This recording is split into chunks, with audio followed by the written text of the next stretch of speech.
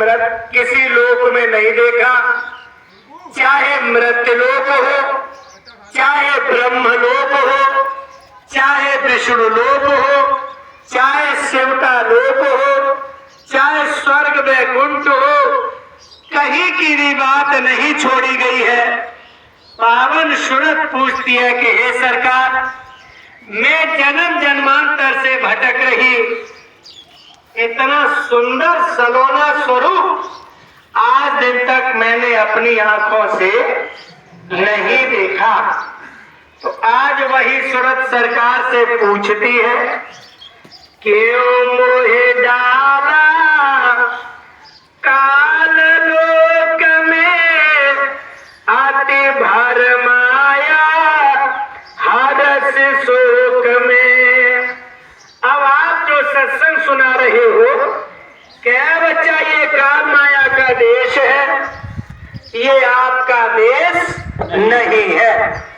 अब आप हमें ये समझा रहे हो, तो फिर आपने मुझे इस काल की नगरी में क्यों डाल दिया? अब क्यों आए मोहि चितावन, रूप धरा तुम अति मन भावन।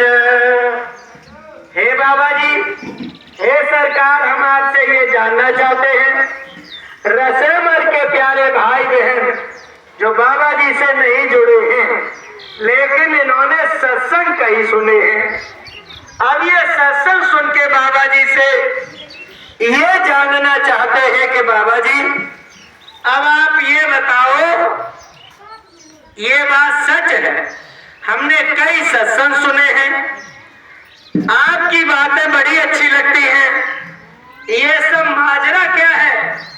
तो रसेमर के प्यारे भाई बहनों, आप लोगों के लिए गुरु महाराज संदेश भेजे हैं। आज गुरु महाराज प्रत्युत्तर में कहते हैं, छोटी मोटी चीज मत समझो, बड़ी चीज है तो बड़ी चीज जैसा आदर करने का प्रयास करो। परम पूज्य स्वामी जी महाराज अपना परिचय देते हुए कहते हैं, जो तू पूछे भेद हमारा, कहो मौजब कर विस्तारा। हे सूरत, जो तूने पूछा है तो मैं तुझे बता रहा हूं, मैं हूं आदि।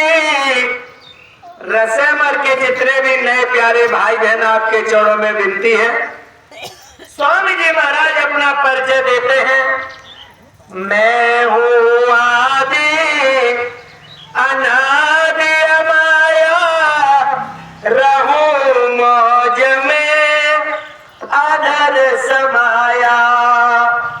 बाबा जी ने कहा, मैं अधर में रहता हूँ, मैं बहुत दूर रहता हूँ, मैं यहाँ का रहने वाला नहीं। तीर्थमय गम रूपमय धारा, दूसर अलख पुरुष हुआ न्यारा, तीसर सत पुरुष में भया, यही से रचना रच लिया। जो नए प्यारे भाई बहन हैं, आप लोगों के चरणों में विनती प्रार्थना ये है, बाबा जय गुरुदेव जी महाराज अपना परिचय देते हैं, अध्यात्म किसे कहते हैं वो बाबा जी आज देखो अपने बच्चों को आदेशित करते हुए आपके बीच में संदेशा भेज रहे हैं। अध्यात्म है क्या, धर्म क्या है, आप और हम सब लोगों को इस संसार में क्या करना है, कर क्या रहे हैं? तो गुरु महाराज कहते हैं ये माजरा छोटा मोटा नहीं है, ये देश और दुनिया, सूरज चांद, ये आकाश धरती जमीन पानी अग्नि, ये कुछ नहीं बना था। इससे पहले का परिचय बाबा जी देते हैं, मैं अधर में रहता हूं, अधर में जब रहता हूं तो इसके पहले स्वामी जी महाराज कहते हैं ये रचना जो हुई है समस्त लोगों से गुरु महाराज बड़े सरल तरीके से ये विनती करते हैं, प्रार्थना करते हैं कि मैं ही एक अधर में रहने वाला हूं। जब मैं वो रहता था, ठकुराई कर रहा था, तो यहाँ ना तो ये आसमान था, ना ये सूरज था, ना ये चांद था, ना ये तारे, ना ये जमीन थी, ना पाताल, और ना ये पांचों तत्व जल, पृथ्वी, अग्नि, वायु, आकाश, ये कुछ नहीं। यानी जब सूरज चांद ही नहीं है, आसमान धरती ही नहीं है, इससे पहले कहा बाबा जी सुनाते हैं कि हे सूरत सुन, ये किसी का कोई पसारा नहीं। उससे पहले का मैं तुझे हाल बता रहा हूं। अगर ये समझ लिया तो समझ में आ जाएगा कि अध्यात्मवाद क्या है, किसे कहते हैं। आज गुरु महाराज कहने लगे कि हे सूरत, जब तेरे यहाँ ये किसी प्रकार की कोई रचना नहीं थी, तो मैं अनामी हूं, मेरा कोई नाम नहीं, मैं अधर में रहता। सबसे पहले मैंने अगम लोक को स्थापित किया, अगम पुरुष, फिर अलग लोक को स्थापित किया, सतलोक को स्थापित किया, सतपुरुष हुआ। परम पूज्य स्वामी जी महाराज कहते हैं कि उन्हीं सतपुरुष महाराज के 16 बेटा हुए हैं। 12 का भेद गुप्त रखा गया है, केवल 4 का भेद महात्माओं ने खोला है। 16 बेटाओं में सबसे छोटे बेटा है, उनका नाम है निरंजन भगवान। ऐसुरत निरंजन भगवान को एक पावर दी गई है, एक अर्धांगिनी दी गई है, जिनका नाम है आद्या महाशक्ति। आद्या महाशक्ति इनके साथ की गई है निरंजन भगवान के। इसके बाद इन लोगों ने तपस्या किया है बहुत दिन तक, अनवरत 70 युग तक तपस्या किया।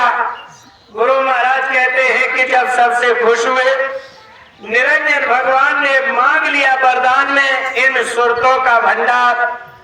आज बाबा जय गुरुदेव जी महाराज कहते हैं कि संसार में रहने वाले लोगों, उस महासमुद्र में से निरंजन भगवान को केवल 1 लोटा पानी दिया गया है, और उसी 1 लोटा पानी की ये सारी दुनिया बनी हुई है, जिसमें यहाँ जितने भी ये वायरस वगैरह, जितने भी यहाँ जीव जंतु और जो भी प्राणी है सजीव, परम पूज्य स्वामी जी महाराज कहते हैं उसी महासमुद्र की केवल 1 लोटा पानी के बराबर ये रचना है।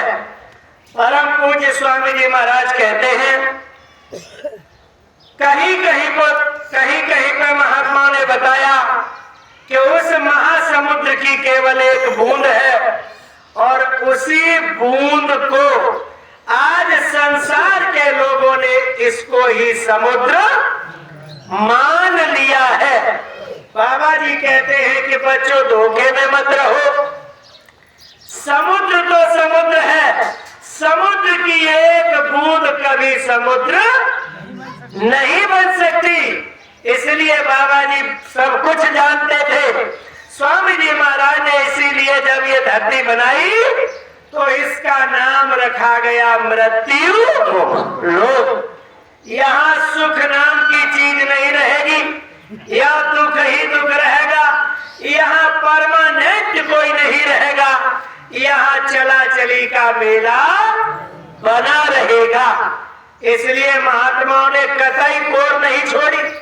निरंजन भगवान ने मांग तो लिया, लेकिन रचना ऐसी सेट की है कि हम सब लोग एक न एक दिन जब महात्मा समझाएंगे, अरे बच्चा ये काल माया की नगरी है, यहाँ दुख ही दुख है, ये मृत लोक है, यहाँ सुख नाम की कोई चीज नहीं है, ये अमरता का देश है ही नहीं। महात्मा समझाते हैं कि ईना देश हमारा साधो, ईना देश हमारा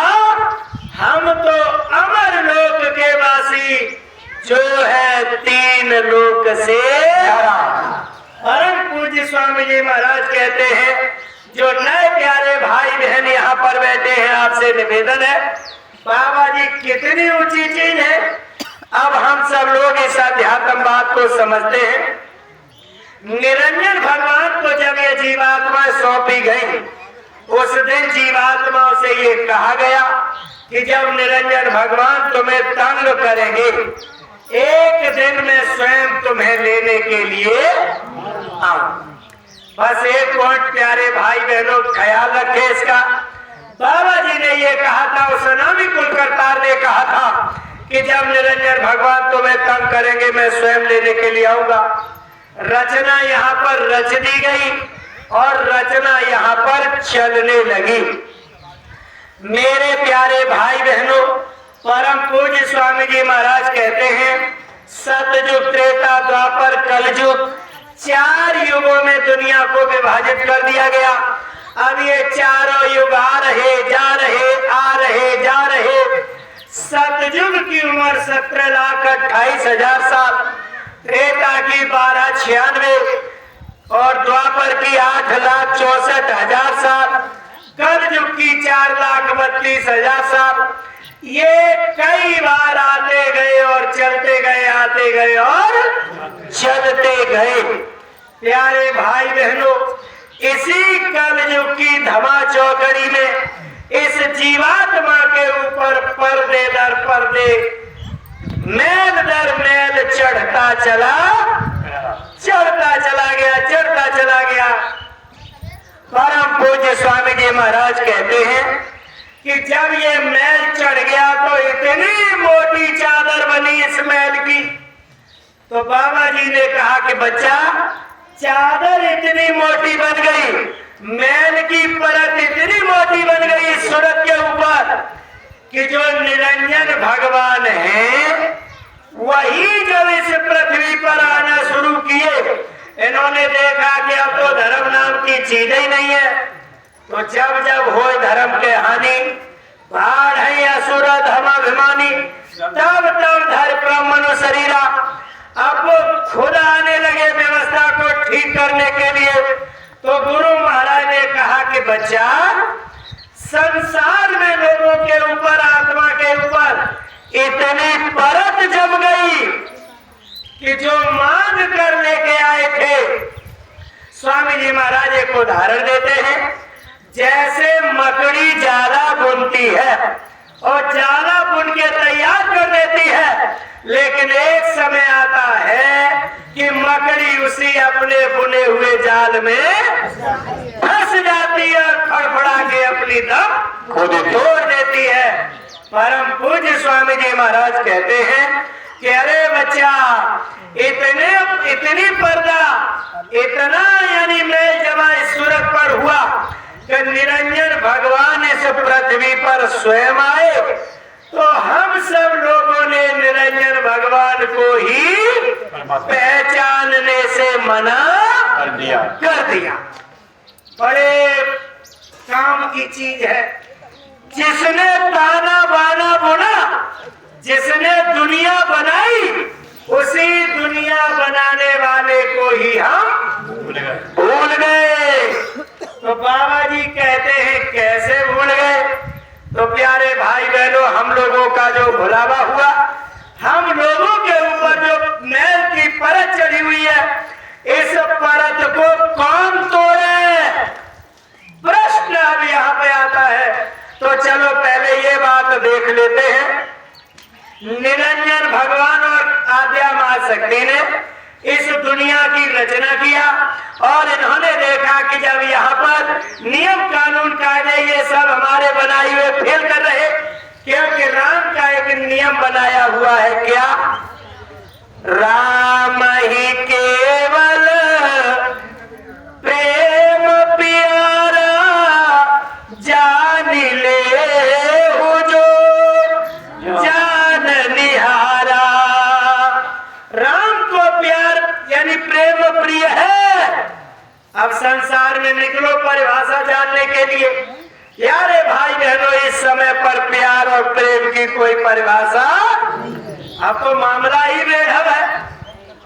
चलिए पिछले इतिहासों में देखते हैं। तो राम को प्यारे भाई बहनों प्रेम प्रिय है, राम को प्रेम प्रिय है। जब प्रेम ही हम लोगों ने तोड़ दिया तो देखो निरंजन भगवान स्वयं इस पृथ्वी पर आते हैं, लेकिन हम लोगों के ऊपर इतनी परत जमा हुई कि हम उन्हें पहचानने में असफल हो गए। हमने मना कर दिया पता नहीं तुम कौन हो। तो बाबा जय गुरुदेव जी महाराज ने एक हस्तलिखित बड़ा सुंदर संदेश दिया है। संसार के लोगों, आपके चरणों में विनती है, प्रार्थना है, जो परत जमी हुई है इस परत को कौन तोड़ेगा? बड़ी मोटी परत है, पहले इस परत को समझिएगा। परत चढ़ने के बाद हमने अपना नुकसान कितना किया, पहले उस नुकसान की बात कर लेते हैं। उसके बाद जो तोड़ने वाला इस परत को है वो बहुत अच्छे से समझ में आ जाएगा। चलिए चर्चा कर लेते हैं हम लोग।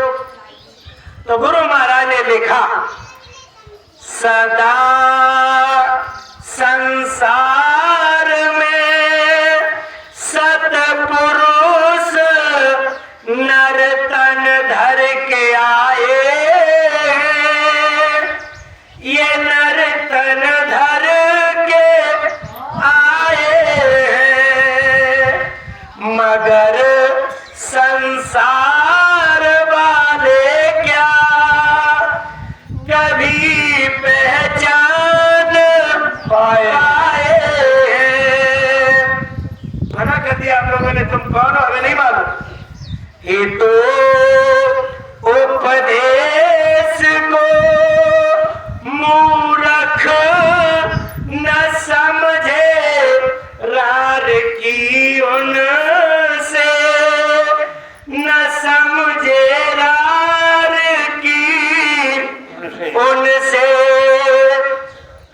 भयंकर फल मिला उनको, आयस दुनिया में पाए।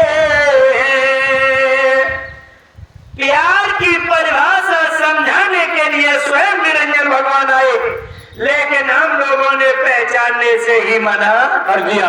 जब मना कर दिया तो हमारा नुकसान कितना हुआ, आगे अगली कड़ी में देखते हैं। स्वयं भगवान के अवतार राम आए, जगत में थे राम आए, जगत में थे, मगर माता पिता सुत राम को वन में पठाए, राम को वन में पठाए हैं। देखिए कौशल्या दशरथ के यहाँ जन्म हुआ। कौशल्या ने जब कि उनके चरित्र और उनकी लीला को देखा, यानी एक बार जननी अनभाए कर श्रृंगार पलन पौढ़ाए, जब मैया ने एक बार नहला धुला कर राम को लिटा दिया पालने में, तो देखो जब पूजा करने के लिए गई तो आप लोगों ने सुना है, मैया गई पालने पास, सोए राम वहां सुग्रास। यानी मैया जब उधर जाती है पूजा में तो राम माँ बैठे बैठे खा रहे, और जब पालने के पास जाती है तो राम सो रहे हैं। इधर से उधर चक्कर काट रही है कौशल्या, बड़े चक्कर में पड़ गई। और जब राम ने देखा ये मैया मेरी चक्कर में है, सो उन्होंने हंस दिया। और जैसे ही राम हंसे, पूरी दुनिया राम के मुख में कौशल्या ने देख लिया, देखी, सारे चमत्कार देखे। भाई प्रगट कृपाला दीन दयाला कौशल्या हितकारी। मेरे प्यारे भाई बहनों, ऐसा अद्भुत रूप नहीं देखा। कौशल्या इस बात को मान रही है, लेकिन सब कुछ होने के बाद भी कौशल्या राम को पहचान नहीं पा रही है। और देखो कौशल्या कहती है कि तुम वन में चले आओ। अरे भाई मना करते तो रुक भी सकते थे, शोध का विषय है। अब यहाँ पर आप प्रश्न नहीं करेंगे, नहीं जाते तो ये सब कुछ नहीं होता। बात यहाँ पे ये है कि काम पॉजिटिव वे से भी हो सकता था, लेकिन ये नेगेटिव से हुआ ये मामला है। देखिए ये पॉजिटिव पे क्या है, बिना खून खराबे के भी परिवर्तन हो सकता है, जिसकी ताकत केवल संतों में होती है। खून खराबा से जो परिवर्तन होता है वो काल के दायरे से ही सुनिश्चित है। लेकिन फिर भी उन्होंने देखो बहुत कुछ करने का प्रयास किया, लेकिन जब आप नहीं समझोगे तो कोई बात नहीं। तो देखो बात यहाँ पर यह है कि जिनके यहाँ जन्म लिया, जब वही नहीं पहचान पाए तो हम संसार के लोग उन्हें पहचानने में समर्थ नहीं है।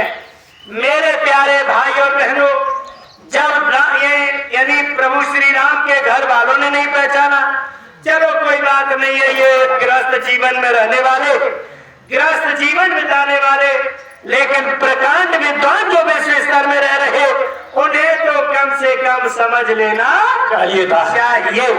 तो देखो उस समय पर प्रकांड विद्वान कौन था? प्यारे भाई बहनों, ये बात क्या बता रही है? यानी जो महाशक्ति जब आती है, घर वाले नहीं पहचानते हैं तो कम से कम बाहर वाले तो ये जय गुरुदेव वाले कुछ नहीं जानते हैं। संसार के लोगों, आपसे निवेदन है, अगर ये कुछ गलत कर रहे हैं तो आप इनसे कुछ बड़ा करके दिखाने का आप काम करिए तो मान लिया जाए। इस समय पर शराब अंडा मांस इसका बोलबाला जय गुरुदेव वाले बेचारे हाथ जोड़ते प्रार्थना करते, लेकिन बड़े लोगों पर इसका कोई असर नहीं पड़ता। प्यारे भाई बहनों, राम को कौन नहीं पहचाने? तो उस समय पर चलो ये छोटे स्तर में इनकी गिनती गिनी जाएगी, दशरथ और कौशल्या की, लेकिन बात आती है, इतिहास कभी माफ नहीं करता। परम पूज्य स्वामी जी महाराज लिखते हैं, रावण जाति का ब्राह्मण, चार वेदों का पंडित था, न सच्ची राम की माना, युद्ध कर सिर गवाए। ये हाल रहा है। हम लोगों ने कभी उन आदर्श महापुरुषों को नहीं पहचाना। जब निरंजन भगवान को यहाँ के लोग नहीं पहचान पा रहे, तो आप बताओ संतों को कितने टाइम पहचानोगे? बड़ा विषय है प्यारे भाई बहनों। इसके बाद ख्याल कर लेते हैं, लोग 16 कला के कृष्ण को अवतार कहते हैं, लोग अवतार कहते हैं। कंस मामा विरोधी बन के अत्याचार ढाए हैं। 16 कला के जो कृष्ण भगवान हैं, उन्हें इनके सगे मामा कंस विरोधी बन के सामने खड़े, कितना अत्याचार किया सबके सामने है। प्यारे भाई बहनों, चलो कंस एक राक्षस प्रवृत्ति में गिना गया है। बाबा जी ने कोई कॉलम नहीं छोड़ा आपके लिए, जो आप कई बात कर रहे थे। स्वामी जी महाराज कहते हैं कि चलो कंस राक्षस प्रवृत्ति का आदमी था, तो गुरु महाराज कहते हैं बच्चों ध्यान से सुनो, और कौन नहीं पहचान पाया? कंस जरासंध कौरव ने न मानी बात के सबकी, कंस जरासंध कौरव ने न मानी बात के सबकी। ये तीनों लोगों ने नहीं मानी। अब आप कहोगे ये तो खराब थे, ये मानते कैसे? तो बाबा जी ने वो भी कॉलम आपके लिए नहीं छोड़ा। सखा अर्जुन बिचारे भी नहीं पहचान पाए, सखा अर्जुन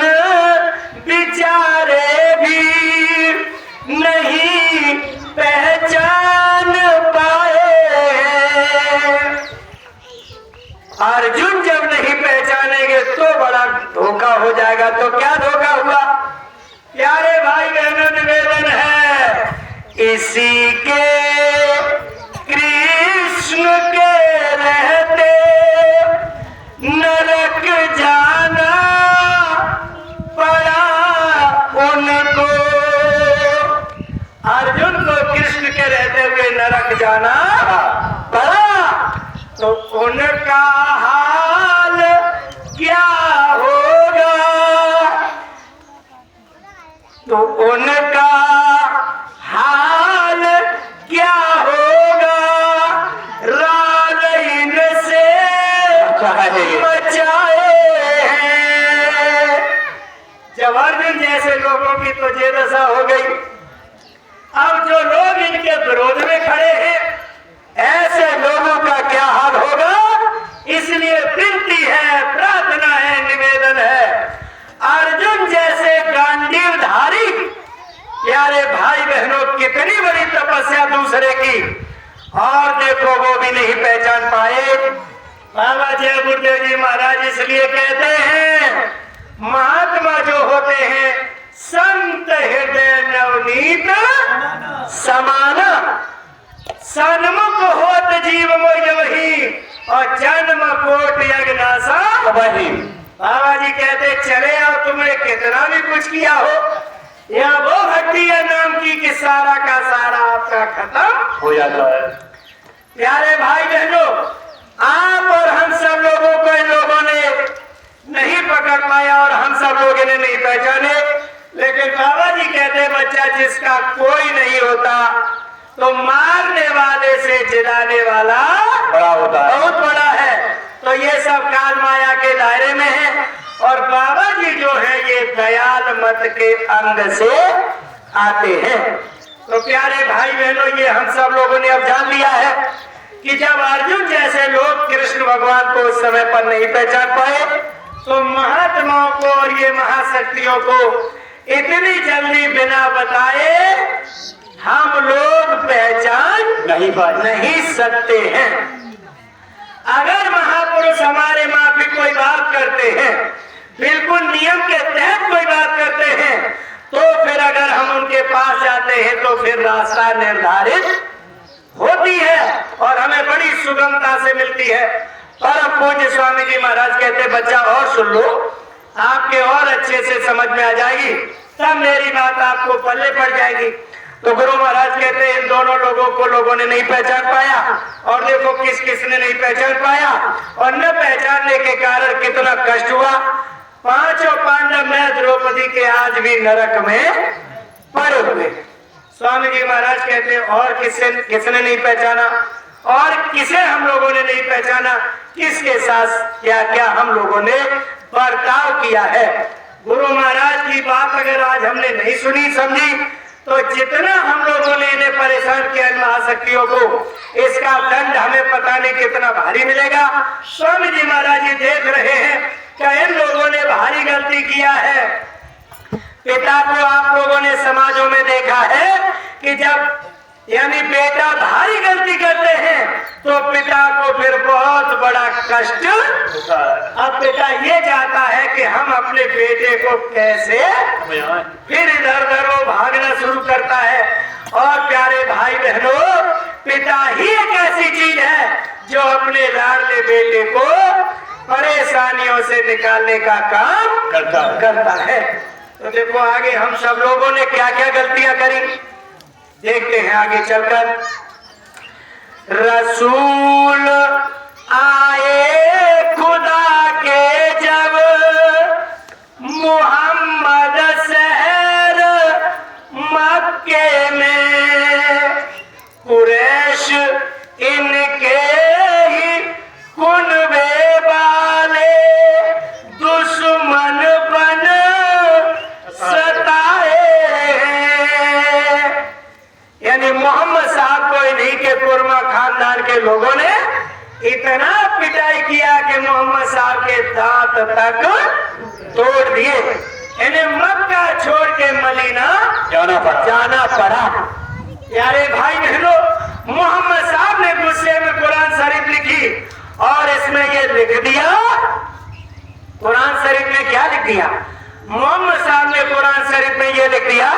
कि तुमने मुझे नहीं पहचाना।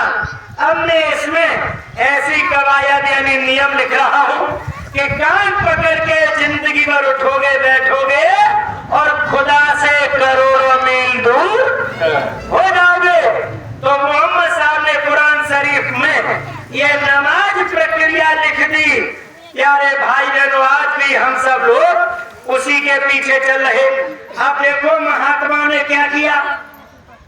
जब मोहम्मद साहब ने कुरान शरीफ लिख दिया, लोगों को अलग कर दिया उस खुदा से, तो देखो महात्मा ने एक तरफ से दया किया। क्या?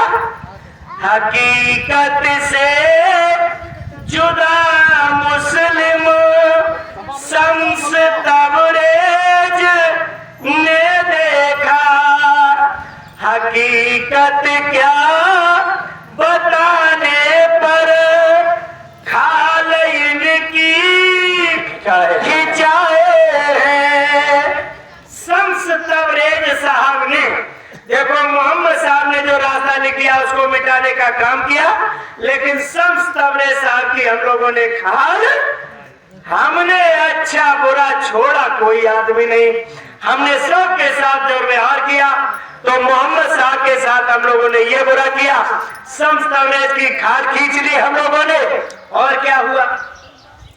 यही था हाल ईसा का जिन्हें सूली पे लटकाया, कहे प्रभु हाथों में पैरों में शरीर में कीलें ठुकी थी और लोग ठोक रहे थे जिंदा, लेकिन ईसा मसीह साहब क्या कह रहे थे?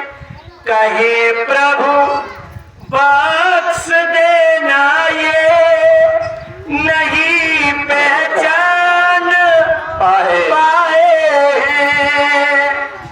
संसार के लोगों आपसे निवेदन है, महाशक्तियां आप लोगों के लिए रोती चिल्लाती है। देखो ईसा मसीह साहब कह रहे, अरे मालिक इनको माफ कर देना जो ये कीले ठोक रहे हैं, ये मुझे पहचान नहीं पाए इसलिए बेचारे कीले ठोक रहे, अगर पहचान लेते तो ये कीले नहीं ठोकते। प्यारे भाई और बहनों, इस तरीके से ईसा मसीह साहब को भी हम लोगों ने उस समय पर कोई तवज्जो नहीं दिया। परम पूज्य स्वामी जी महाराज कहते हैं, इन महाशक्तियों को जब हम लोगों ने तवज्जो नहीं दिया, आगे हमने किस किस को तवज्जो नहीं दिया। देखो अभी कबीर दास जी काशी में आए, हमने उनको भी तवज्जो नहीं दिया, और काशी से आपको मगहर जाना पड़ा, जबकि कबीर दास जी सबसे अव्वल दर्जे के संत गिने गए हैं प्राकट रूप में। स्वामी जी महाराज आगे लिखते हैं, यही नानक साहब के साथ लोगों ने किया, उनसे चक्की पिसवाई।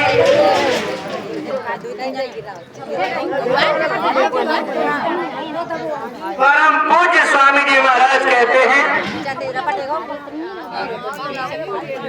जय गुरुदेव जय गुरुदेव।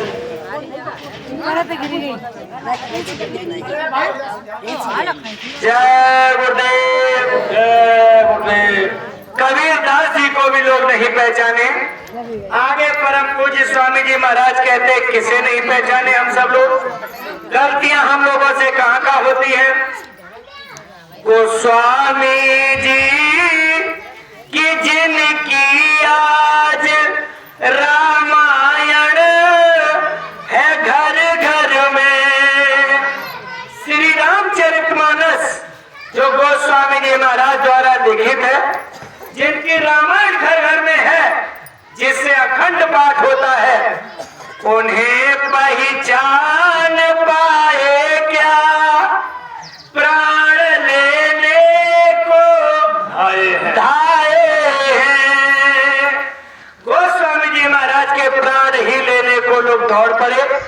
अब बताओ, हम लोगों की हिस्ट्री ये है, हम लोगों का इतिहास ये है कि महात्माओं के साथ महाशक्तियों के साथ हम लोगों ने ऐसे ऐसे बर्ताव किए। आप बताओ कितने टाइम वो सत्संग सुनाने, कितने टाइम हमारे ऊपर दया करने, जब वो दया की बात करते हैं तो हम लोग उनके प्राण लेने के लिए तैयार हो जाते हैं। स्वामी जी महाराज लिखते हैं, हम सब लोगों ने गोस्वामी जी महाराज को कितना सताया। विपत्ति सब घट रामायण में आप कहकर बताए।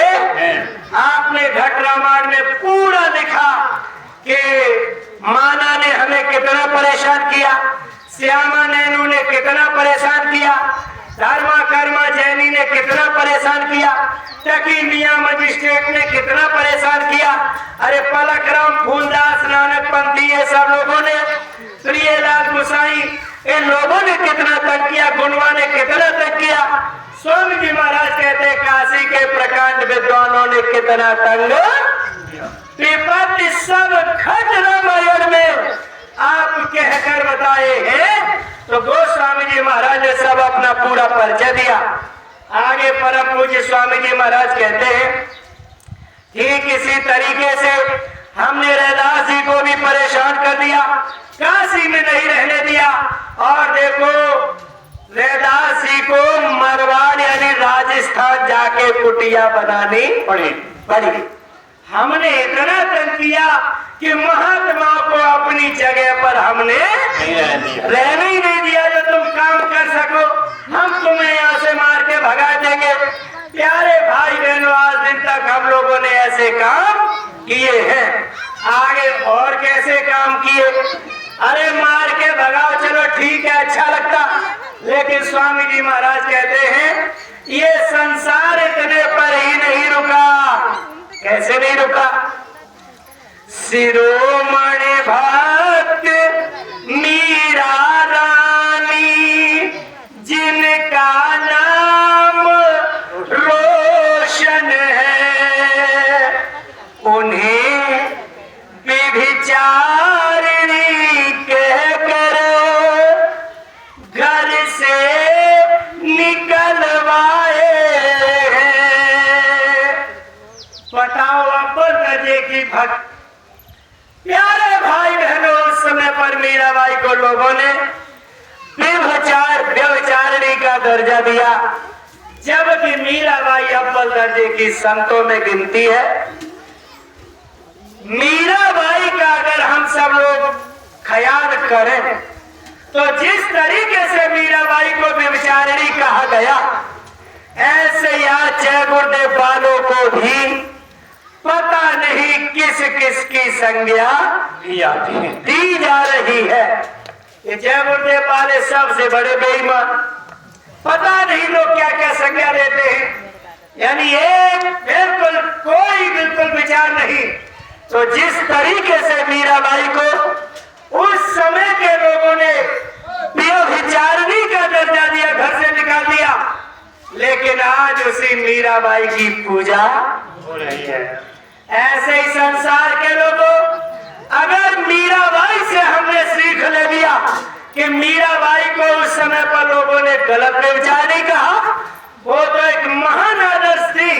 ऐसे ही अगर जय गुरुदेव वाले शाकाहारी का संदेश बार बार अगर बीच में लेके आ रहे हैं, तो प्यारे भाई बहनों, मीराबाई के पावन उस इतिहास से सीख लेते हुए आज हमें इन जय गुरुदेव वालों की बात सुनना चाहिए।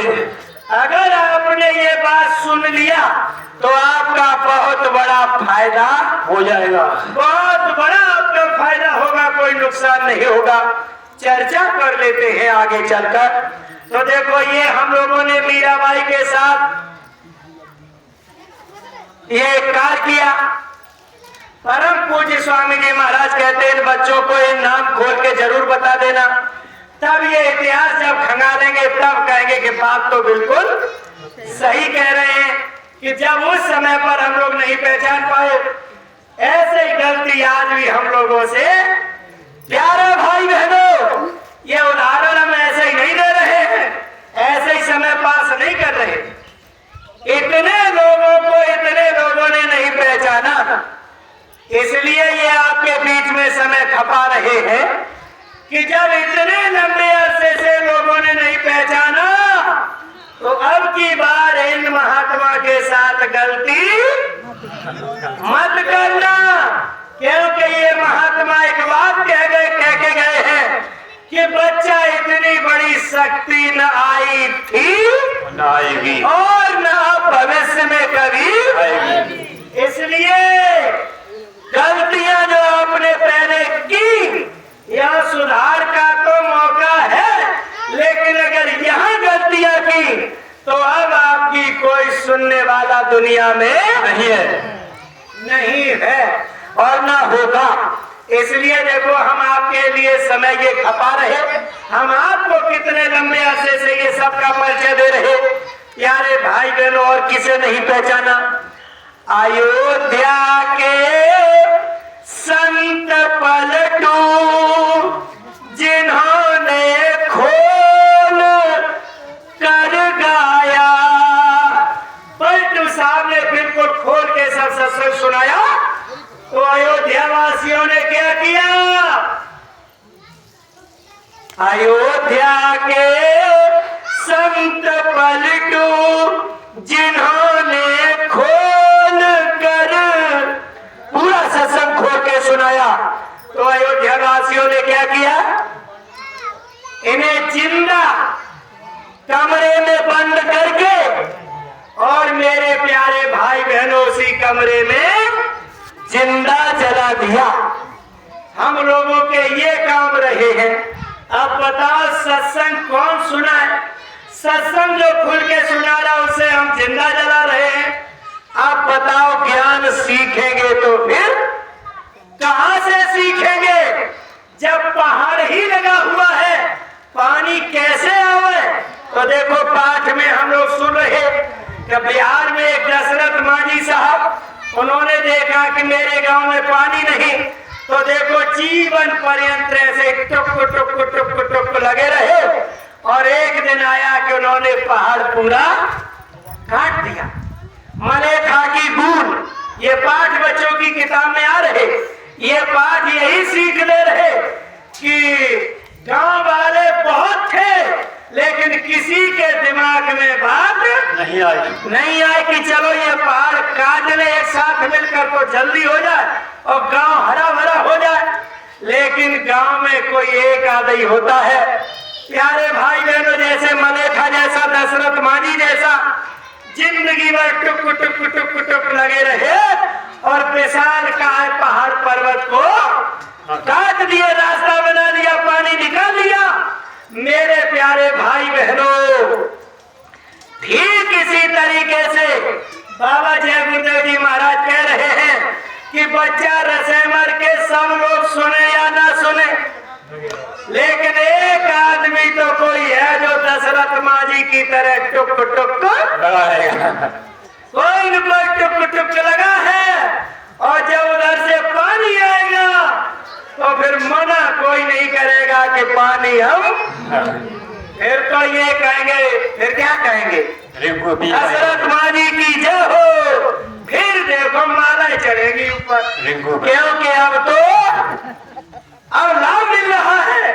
इसलिए रसेमर के प्यारे भाई बहनों, मामला छोटा मोटा नहीं है, कोई न कोई तो टुक टुक करने वाला बना रहेगा। बाबा जय गुरुदेव जी महाराज आपसे ये इच्छा अपेक्षा करते हैं, ये इच्छा जाहिर करते गुरु महाराज कि जब एक लगा है तो उसके पीछे लगना चाहिए। अरे भाई लगना चाहिए। अगर आप लग गए तो आपका इतिहास में स्वर्णाक्षरों में नाम हो जाएगा, लिख जाएगा। देखो दशरथ मांझी को कोई नहीं समझ पाता, आज उनका पाठ बन गया। मलेथा की भूल वो पाठ पढ़िएगा, उनका नाम रोशन हो गया। अब जब तक ये देखो पाठ रहेंगे नाम लिए जाएंगे इनके। ऐसे प्यारे भाई बहनों, बड़ा काम है, कोई छोटा मोटा काम। अयोध्या के संत पलटू तो देखो लोगों ने जिंदा जला दिया, लेकिन जिंदा तो जला दिया, लेकिन यहाँ पर सच्चाई बताने वाले भी लोग मालिक की दया कृपा मेहर से हैं। ये है क्यों? बाबा जी ने ये परिचय अपना दिया था, देखो मैं भूल गया बताते हुए। स्वामी जी महाराज ने कहा हे सूरत, इस तरीके से ये सारी रचना है। और बाबा जी ने फिर लास्ट बात कही कि हम आए वही देश से जहां तुम्हारो धाम, तुमको निज घर पहुंचावनो बस एक हमारो काम। बाबा जी ने कहा मैं आया हूँ तो मेरा बड़ा काम है, इसलिए मैं करके ही जाऊंगा। तो देखो ये अयोध्या के संत पलटू साहब हो गए। अब आगे थोड़ा सा और रुक कर लेते हैं। वेदवादी ऋषि दयानंद आर्यों को जगाते थे। इस समय पर बड़े बड़े संगठन बने हुए हैं, मंच से नाम नहीं लेंगे। प्यारे भाई बहनों, बस शॉर्ट में समझ लेना। वेदवादी ऋषि दयानंद आर्यों को जगाते थे, उन्हें विष दे के मारा, हानि हम सबने उठाए हैं। महर्षि दयानंद जी को जहर दे दिया। समझ ही में नहीं आया कि अध्यात्म बात क्या है भाई, कि भाई फिलते कई बार। मेरे प्यारे भाई बहनों, इस तरीके से हम लोग अब तक पंगु बने रहे, आगे की रास्ता हम निर्धारित नहीं कर पा रहे। आगे परम पूज्य स्वामी जी महाराज कहते हैं कि बच्चा, सत्यवादी अहिंसा के पुजारी थे वो गांधी जी। मार गोली आतताई दीप जलता बुझाए हैं। कैसे दीप जलता हुआ बुझ गया? गांधी जी ने कहा था कि अहिंसा ही परमो धर्म। गांधी जी ने कहा था एक बार शराब पीने से देश की दुर्दशा हो गई। जलियांवाला बाग का हत्याकांड देखो, बड़ी मुश्किल से आजादी मिली है। कितना यहाँ पर ये सब कुछ करने के बाद मैं निवेदन करता हूँ कि भारत के नवयुवक या कोई भी आदमी अब शराब मत पीना। शराब के लिए हाथ जोड़े गांधी ने। अंडा मांस मछली न खाओ पियो, इसलिए गांधी जी ने हाथ जोड़े। तो स्वामी जी महाराज कहते हैं कि दीप जलता बुझाए हैं। गांधी जी ने तो हाथ जोड़े शराब के लिए, और जितने हाथ जोड़े गांधी जी ने उतनी हम लोगों ने पीना शुरू कर दिया। आओ गांधी, हम तुम्हें देखते हैं। गांधी जी ने अंडा मांस मछली शराब की मना किया, लेकिन उतना ही हम लोगों ने खान पान और तेज कर दिया और काटना शुरू कर दिया। बाबा जी ये सब बैठे बैठे देख रहे। स्वामी जी महाराज ने कहा बच्चा, अब तुमने सब लोगों का इतिहास सुन लिया। तो बाबा जय गुरुदेव जी महाराज कहते अब मेरी सुन लो। तो बाबा जय गुरुदेव जी महाराज क्या कहते हैं? स्वामी जी महाराज सीधी सी बात को टूक शब्दों में ये कहते हैं कि बच्चा, मेरा नाम वो है जो गोस्वामी जी महाराज का नाम था। आश्रम मेरा मथुरा में है। प्यारे भाई बहनों, दो परिचय बाबा जी के। गोस्वामी जी का नाम जो था वो मेरा, आश्रम है मथुरा में। बड़ी जबरदस्त बात करी बाबा जी ने। गोस्वामी जी महाराज का नाम है वो मेरा नाम, तो गोस्वामी जी महाराज का जो नाम है वो बाबा जी का नाम। तो किस तरीके से? तो जो नए प्यारे भाई बहन बैठे हैं गौर से समझ ले इस चीज को। जब त्रेता युग में विभीषण और हनुमान का संवाद हुआ था, उस समय पर विभीषण ने हनुमान से ये पूछा था, हनुमान जी बताओ कि लंका पूरी राक्षस की है, सब राक्षस रहते हैं, तुमने ये कैसे जान लिया कि ये विभीषण की कुटिया यहीं पे है? तो हनुमान ने उत्तर में कहा था कि हे विभीषण, आपके दरवाजे के सामने हमारे जो कुल मालिक हैं उनके नाम के ये बहुत सारे पेड़ खड़े हुए हैं, लगे हुए हैं। इन्हें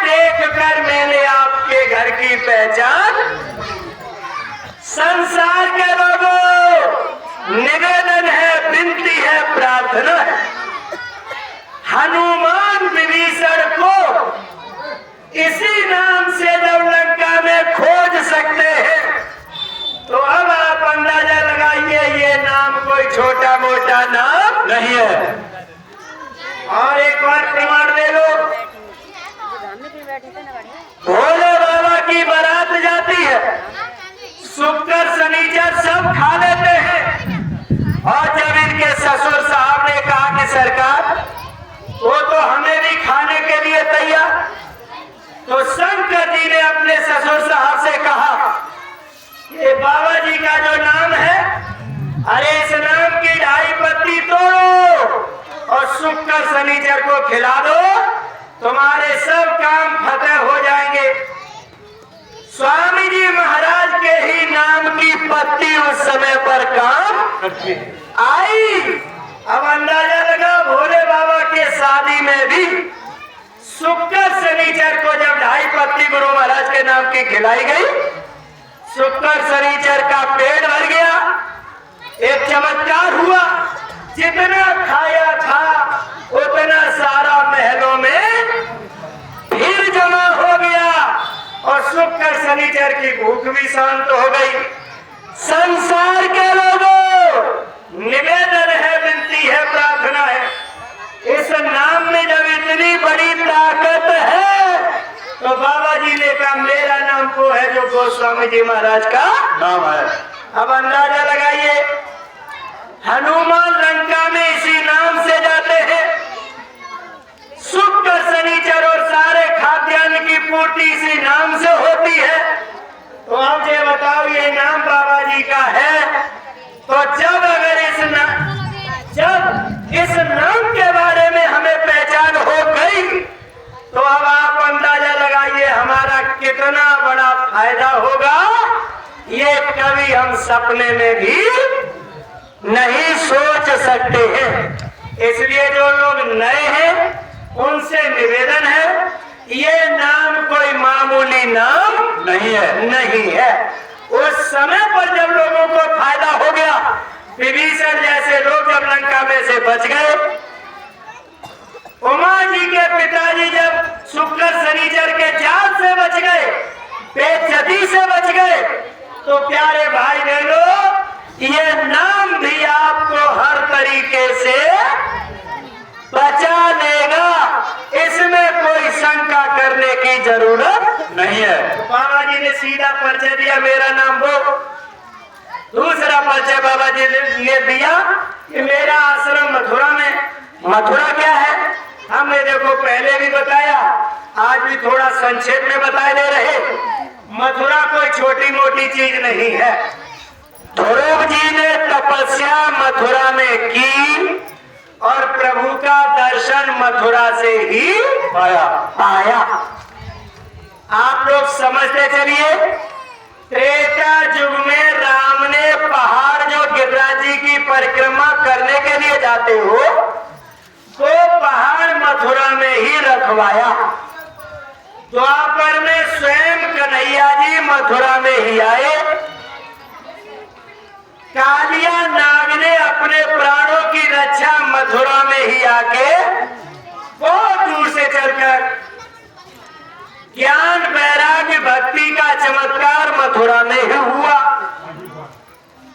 इसलिए प्यारे भाई बहनों, ये सारे इतिहास साक्षी है कि जब मथुरा में इतने बड़े बड़े काम हो गए, तो मथुरा कोई छोटी मोटी जगह नहीं है। ऐसी जगह पर बाबा जी ने चिरौली में रह के भजन किया।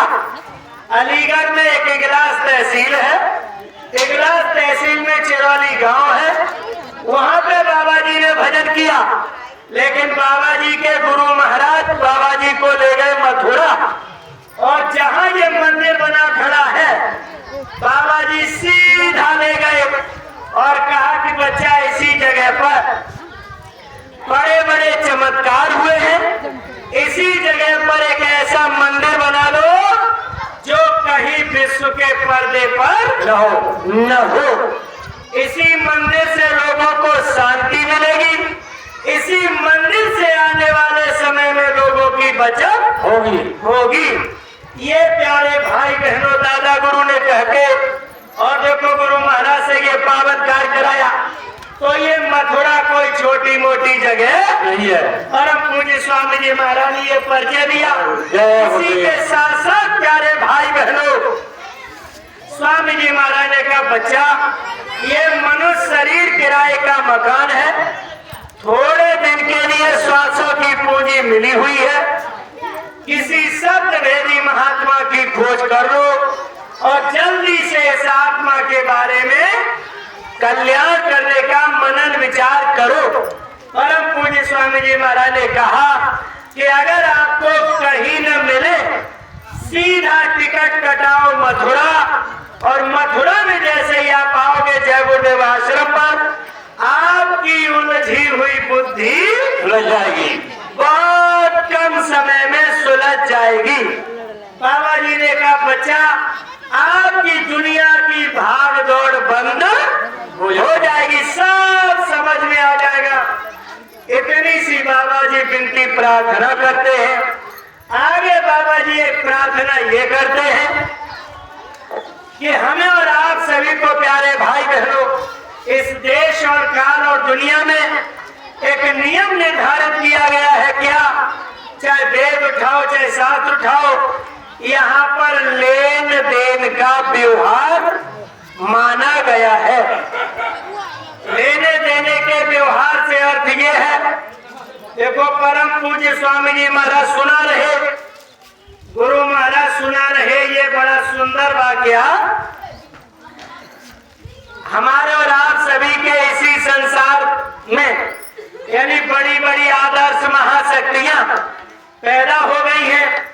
ऐसे ऐसे महापुरुष पैदा हुए जो देखो सुबह से लेके शाम तक देते रहे, देते जरूर रहे, लेकिन उन्होंने अपना नीचे से ऊपर की तरफ सिर कभी नहीं किया। परम पूज्य स्वामी जी महाराज कई उदाहरण समझाते हैं। तो देखो दुनिया के प्यारे भाई बहनों आप सभी से निवेदन, प्यारे भाई बहनों से भी निवेदन, यहाँ पर गुरु महाराज का समझाने का तरीका ये है, बिल्कुल सरल तरीका, सीधा तरीका।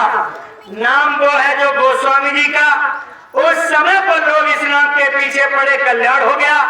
तो संसार के लोगों से यही अपेक्षा है, इस नाम के पीछे हर आदमी को पड़ जाना चाहिए। बाबा जी ने मथुरा का परिचय दिया। बाबा जी ने मथुरा का परिचय इसलिए नहीं दिया कि इधर से सुनो इधर से निकाल दो। बाबा जी ने मथुरा का परिचय इसलिए दिया है, पिछला जो भी आपको सुनाया गया कि तुमने बड़े बड़े महात्माओं को, बड़ी बड़ी महाशक्तियों को जो सताया है, उसका रिजल्ट अब आपके सामने आ जाएगा, आने वाला है। उससे बचत कैसे करोगे? तो देखो बाबा जय गुरुदेव जी महाराज कहते हैं कि बच्चा इस नाम के पीछे लग जाओ, इस आश्रम पर आने जाने लगो। अगर इस आश्रम पर आप आने जाने लगे तो फिर आपका क्या होगा? स्वामी जी महाराज कहते हैं कि इस देश और काल दुनिया में लेन देन का व्यवहार है। देखो यहाँ पर क्या होता है, परम पूज्य स्वामी जी महाराज सुनाते हैं कि देखो इस देश और दुनिया में लेने देने वाले बहुत सारे हुए। तो देखो एक दे रहे एक ले रहे। पूछा गया, कहे साहब आपसे निवेदन है कि जब आप ये दुनिया की दौलत बांट रहे, आप सिर नीचे की तरफ क्यों किए हैं? प्यारे भाई बहन इसमें बड़ा राज छुपा हुआ। तो देखो जो दे रहे थे उन्होंने साफ स्पष्ट शब्दों में कह दिया, देनहार कोई और है, देत रहत दिन रैन, लोग भरम मोह पे करे, ताई से नीचे में। ये परम पूज्य स्वामी जी महाराज के समय का व्याख्या है। प्यारे भाई बहनों ये बड़ा यानी थोड़ा समय लगेगा, इसमें किसी दिन सुनाएंगे। जब वो स्वामी जी महाराज थे उस समय का ये वाक्या है। अर्थ ये है कि जब देने वाले दे रहे हैं, प्यारे भाई बहनों, तो लोगों को ले लेना चाहिए। ऊपर नेत्र उठाने से अर्थ ये है, संसार के लोगों, आप लोगों से विनती प्रार्थना है, जब बाबा जय गुरुदेव जी महाराज इतना उच्च तबके का दर्शन, इतनी बड़ी सुंदर चीज हमें सबको दे रहे हैं, तो हम सब लोगों को बड़े आदर भाव के साथ ले लेना चाहिए, इसे ग्रहण करना चाहिए। अगर हम सब लोगों ने इस पावन चीज को ग्रहण नहीं किया, अगर हम लोगों ने नैन खोल दिए, देनहार कोई और है, अरे देते रहे तो दिन रहे, और लोग भरम मोपे करे ताई सो नीचे। अर्थ क्या है इसका, थोड़ा सा और समझेंगे। देखो, गांधारी ने पट्टी बांध लिया और गांधारी के अंदर बड़ी शक्ति इकट्ठी हो गई। सब कुछ जानती है कि धर्म यानी उधर कृष्ण पांडवों के पक्ष में है, हमारे पक्ष में नहीं है, लेकिन फिर भी एक ऐसी लालसा है कि कैसे भी बचे मेरा बेटा दुर्योधन बच जाए। एक दिन उसने उस शक्ति का दुरुपयोग किया। गांधारी कहने लगी अपने बेटा दुर्योधन से, संसार के लोगों, महाभारत क्या बता रहा है, कुछ लोगों के पास शक्तियां हैं लेकिन वो लोग दुरुपयोग कर रहे। तो देखो, गांधारी ने कहा, बेटा तुम मेरे सामने से नग्न अवस्था में अगर आ गए और निकल गए तो दुनिया में कोई चीज तुम्हें मारने वाली शक्ति पैदा ही नहीं हुई है। संसार के लोगों निवेदन है, अब गांधारी को ये होश ही नहीं है कि ये है मृत्यु, तो तेरा बेटा अमर कैसे हो जाएगा, पंच भौतिक शरीर अमर कैसे हो जाएगा। अरे बात आत्मा की गति को समझ में आती। तो गांधारी ने क्या सोचा कि छिद्र जल पावक गगन समीरा, ये पंच तत्व का शरीर ही अमर कर दिया जाए। तो जैसे ही अमर करने के लिए इसने अपना ताना बाना बुना, संसार के लोगों, ये ताना बाना आपके काम आने वाले नहीं है। तो खिलाड़ी पीछे लगा है। खिलाड़ी ने कहा, कहाँ जा रहे हो? ऐसे नग्न अवस्था में? बोले, मैया के सामने जा रहा। माँ के सामने, वो भी बड़े होकर, और ये हालत में? क्या बुद्धि मारी गई है? क्या बिल्कुल बुद्धि नहीं है? अब प्यारे भाई बहनों, इतनी तो सबके समझ में। खट से उसने उतनी जगह को बंद किया और जैसे गांधारी के सामने खड़ा पत्ते वत्ते लपेट कर गांधारी ने कहा, आज तो बेटा को मैं अमर कर दूंगी। संसार के लोग सोचते हैं कि दुनियादार की चीजों से हम अमर हो जाएंगे।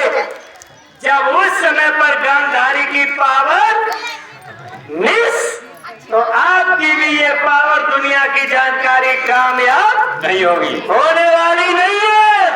इसलिए नैन झुकाकर बाबा जी का सम्मान करना सीख लो और इनकी बात समझ लो। अन्यथा की स्थिति में अगर नैन उखाड़ दिए तो फिर क्या होगा? जैसे गांधारी ने आंख खोल के देखा, पत्ते लगे हुए, सारा शरीर पत्थर हो गया, बंजर हो गया। खट से ऐसे कहा, ओ भाई ये क्या हुआ? तूने ये किसके कहने से किया? बोले, कन्हैया मिल गए। बोली, जा, तो तेरी जगह यही कच्ची रह गई, मर जाए। मेरे प्यारे भाई बहनों, अर्थ ये है कि अगर हमने ये आदर भाव सम्मान ऐसे महापुरुष का करना नहीं सीखा, तो बस ऐसे ही गांधारी जैसी जिंदगी भर पट्टी बांधे रहना, बाद में ऐसे लुटोगे कि फिर कहीं के नहीं होगे। दुनिया की पूजा पाठ आप कितनी भी कर लेना गांधारी की तरह, लेकिन अंत में बिल्कुल झुंझुना बजाओगे, कुछ भी पल्ले पड़ने वाला नहीं है। ये 100 के 100 ऐसे खत्म हो जाएंगे, मिलेंगे नहीं, ढूंढे कहां चलेगा। इसलिए ये दुनियादारी की चीजें उस समय जब काम नहीं आई, तो अब इस समय पर भी काम आने वाली नहीं है। तो अब इस समय पर काम क्या आएगा? तो बाबा जय गुरुदेव जी महाराज ने संदेश दिया है क्या? बाबा जी ने कहा, अगर मेरी नहीं सुनी गई तो देखो, बड़े लोग होते बड़ी चीजें होती है, छोटे लोग होते तो छोटी चीज होती है। बाबा जी छोटी मोटी चीज नहीं है। बाबा जी ने क्या कहा है? कल युग में कलयुग आएगा। अरे कल युग में सतयुग आएगा। ये क्या कह दिया? बाबा जी बड़ी चीज है। सतयुग की उम्र, कलयुग की उम्र होती है 4,32,000 साल। जो लोग एंड्रॉइड मोबाइल चलाते हैं या जो लोग इधर उधर के विद्वानों की कथाएं सुनते हैं, इस मंच से हम आपका ध्यान थोड़ा केंद्रित करेंगे। थोड़ी सी बात को सुन लेना, समझ लेना। आप लोग श्रीमद् भागवत को उठाकर देखिए। इस समय पर बड़े बड़े प्रकांड विद्वान, बड़े बड़े धर्माचार्य, जिनकी स्तुति बोल रही है, जिनकी पूजा हो रही है, और वो लोग कहते सुने गए हैं अब क्या है, अब क्या है, अब तो बस कुछ समय के बाद कल के अवतार होने वाला है। बड़े बड़े विद्वान जिनकी पूजा हो रही है।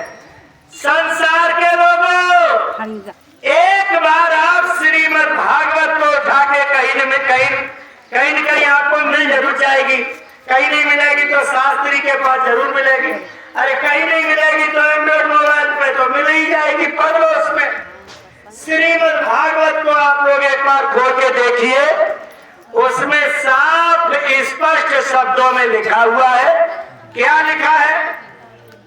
कलयुग की उम्र होती है 4,32,000 साल। 4,32,000 साल तक कलयुग रहता है।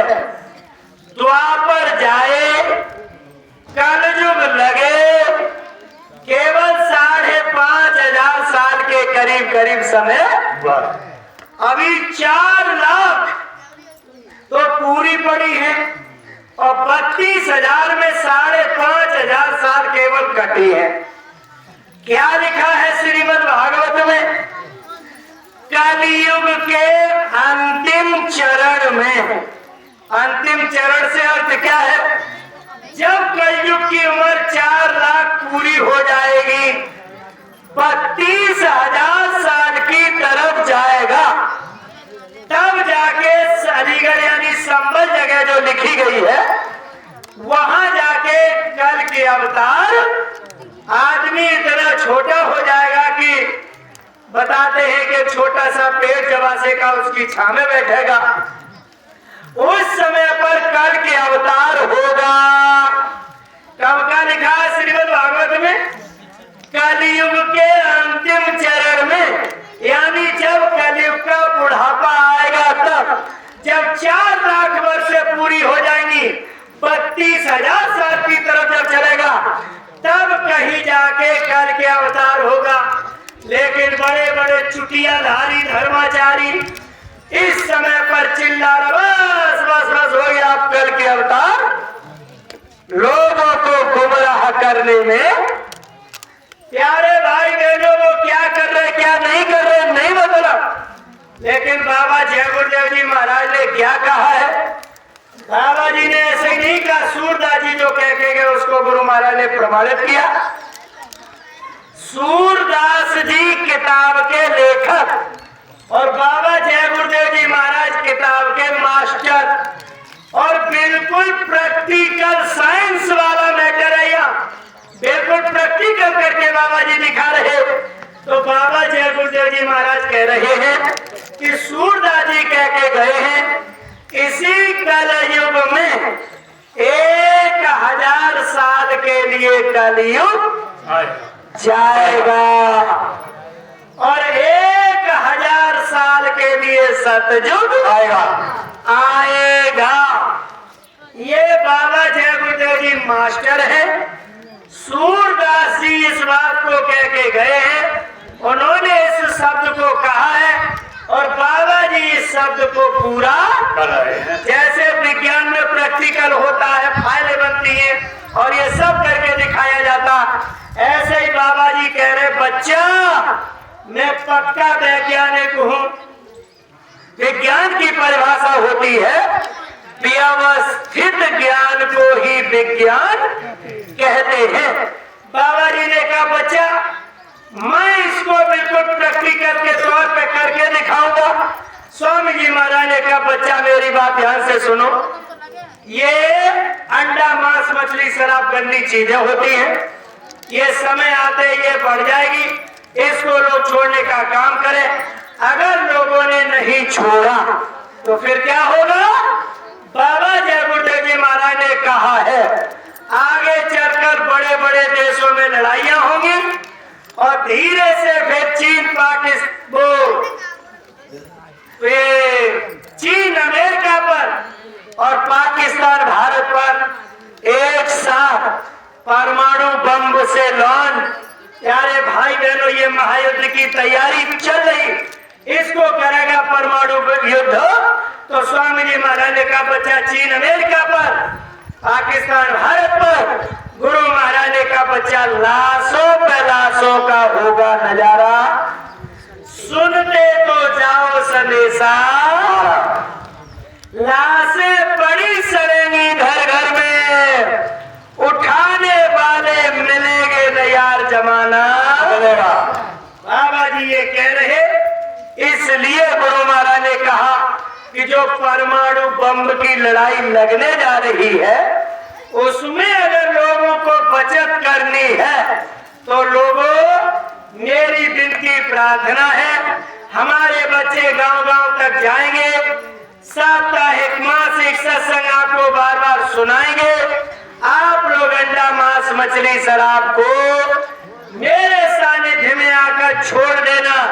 अगर आपने ऐसा कर दिया तो स्वामी जी महाराज ने कहा कि कैसे कलयुग जाएगा, कैसे सतयुग आएगा। आप कहीं किसी शरीर में चले जाओगे, अगर आपने ये कानों से शब्द सुने हैं, बाबा जी ने कहा मैं एक एक बच्चे को ये दिखा कर रहूंगा, सब सामने आपके आएगा। इसलिए बच्चा हम आपसे निवेदन विनती प्रार्थना करते हैं कि लोग अंडा मांस मछली शराब से दूर हो जाए। अगर आप दूर हो जाएंगे आप इस पावन कार्य के भागीदार बन जाएंगे। दूसरी तरफ परम पूज्य स्वामी जी महाराज का ये कहना है कि देखो इस देश और काल में, इस दुनिया में हम और आप कुछ लेन देन का व्यवहार रखेंगे, काम हमारा बहुत बन जाएगा। देखिए लेन देन के व्यवहार से अर्थ क्या है? कृष्ण और सुदामा छोटे हैं, कृष्ण छोटे हैं, सुदामा बड़े हैं। कुछ उनको देखो खाद्य सामग्री दी जाती, छेपट लोग कुछ भी लगाए हमें उससे लेना देना नहीं। अब देखो यहाँ पर ये कहा गया था सुदामा से कि तुम दोनों लोग आपस में मिलजुल कर ये जो हम ये दे रहे इसको खाओगे। प्यारे भाई बहनों, लेन देन का जो व्यवहार था वो एक तरफा हो गया। सुदामा ने कहा देखो ऊपर चढ़ा है, इसे देने से क्या लाभ, चलो अकेले ही हजम कर लेते हैं। सुदामा ने अकेले ही हजम करना शुरू कर दिया। आवाज आती है, कृष्ण तो सब जानते ऊपर चढ़े चढ़े। कृष्ण ने एक बार पूछा भी, अरे भैया ये सब क्या चल रहा है? अरे कुछ नहीं, ठंडी लग रही इसलिए दांत बज रहे। यार भाई बहनों, बाबा जय गुरुदेव जी महाराज की सेवा, लेकिन हम लोग कहते चलो सुदामा की तरह, बाबा जी की सेवा कन्हैया जी और हम लोग सुदामा जी। तो सुदामा जी को लालच आ गया कि चलो अकेले ही चना खत्म कर दिए जाए। लेकिन जो सेवा लेने वाला है वो सब जानता है, उसने ऊपर से आवाज भी दिया, क्या कर रहे हो? तो देखो आवाज बाबा जी ने अपने जो भी उनकी बाबा जी के चुने हुए ये हमारे पदाधिकारीगण, सेवादार, प्यारे भाई बहन, इनसे देखो फोन के द्वारा बताया भी जाता, क्या कर रहे हो, अकेले कैसे खा रहे हो? यानी बैसाख का महीना आ गया, आश्रम के लिए भी जाना है, गायों के लिए भी जाना है। सुदामा की तरह अकेले खाने का प्रयास मत करो। अगर सुदामा की तरह अकेले खाओगे तो फिर क्या होगा? मालिक चालाक है, मालिक समर्थ है, क्या हो निर्धन, क्या हुई कोड़ी? और फिर क्या हो कोड़ी अब कोड़ी हो जाने देंगे तो फिर कोई नाम लेने वाला नहीं है। इसलिए कोड़ी तो नहीं बनाएंगे, लेकिन निर्धन जरूर बना देंगे। सुदामा आज कहीं के नहीं रहे, किसी लायक नहीं रहे, धोती फटी है, कुछ नहीं, यानी खाने के लिए कुछ साजो सामान नहीं। प्यारे भाई बहनों, 10वां हिस्सा है मालिक साहब का। अगर गुरु महाराज का अंश खाया गया तो फिर हमारे जीवन में ये सुदामा चरित्र लोग सुनते तो है भागवतों में, लेकिन सबके लिए ये है, प्यारे भाई बहनों, अगर मालिक का अंश खाओगे, कृष्ण जो है वो मित्र नहीं है, कृष्ण तीनों के नाथ है, मालिक है। अगर मालिक का अंश अगर इधर थोड़ा सा प्रयोग में लाया जाएगा तो फिर इधर हालत अच्छी होने वाली नहीं है। इसलिए निवेदन है, थोड़ा कहा जा रहा बहुत समझना, मालिक का जो हिस्सा है तेरा तुझको अर्पण। तू अपना ये ले। तो जो घर में अभी कुट के आया गल्ला, जितना देते हो निकाल के जल्दी जल्दी पहुंचा दो, तेरा तुझको अर्पण। प्यारे भाई बहनों, इसमें कतई देरी मत करना। अगर ऐसा कर दिया तो सुदामा जैसी पुनरावृत्ति हो जाएगी। अगर बचाव करना है थोड़ा समझ लो, लेकिन फिर भी अगर खाया अंश तो फिर देखो दिक्कत बड़ी आएगी। दिक्कत जब आएगी तो फिर इधर क्या होता है, कहीं भी आप कुछ भी करो, आप जब इधर से उधर जाएंगे मिलने के लिए, यहाँ भी एक संदेशा भरा पड़ा है, खाली हाथ नहीं जा सकते, कुछ न कुछ तो लेके जाना पड़ेगा। सेवा सेवा सेवा, भाई कुछ तो लेके जाना। देखो उधार मांग के लेके आई, और जो उधार मांग कर लेके आई वो कितना रास आया, लेके गए बैंक दे दिया, और वही जो उधारी वाला था कितना काम आया कि पूरा नगर जो था वृंदापुरी, पूरा को सुदामा नगरी जो भी थी उस समय की, प्यारे भाई बहनों, स्वर्ग और वैकुंठ से भी ज्यादा अच्छी हो गई। ये फल किसका था? फल केवल और केवल वो जो 2-3 मुट्ठी चावल थे उसका था, यानी सेवा का था। अगर वो चावल नहीं होते, अगर वो सेवा नहीं होती तो इतना बड़ा सब ये ताम झाम होने वाला नहीं था। लेकिन इधर वृंदापुरी के राजा साहब शराब के नशे में धुत रहते, उन्हें कुछ नहीं पता क्या हो गया, तैयार हो गया नगर। लेकिन जब राजा ने ऊपर चढ़ के देखा अपने से सुंदर महल, अब इसे भागवत में कोई नहीं सुनाता, प्यारे भाई बहनों, इसे भागवत सुदामा चरित्र में कोई सुनाता ही नहीं। जब राजा ने चढ़ के देखा सुबह भोर में, बोले मंत्री ये सब मेरे महल से ज्यादा महल ये कैसे बन गए?